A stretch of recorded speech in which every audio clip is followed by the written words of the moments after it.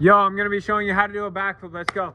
So first of all, doing a backflip is all mental, mostly 90% mental. So realize that you can do it. Realize you can do it. Ask yourself why you want to do it as well. It helps if you know your why behind it. Is it just to impress your friends?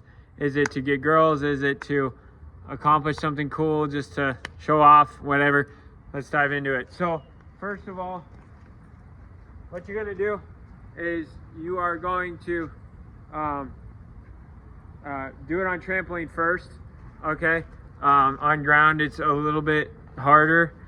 So make sure you do it on a trampoline and then on a mattress. Make sure you practice them. There's going to be links on our channel. There's videos on our channel on that. But basically what you're going to do is swing your arms, go up, jump as high as you can, and just flip. So that's how to do a backflip. If you want to learn more tutorials, subscribe. God is in control. He's with you and he loves you. God bless.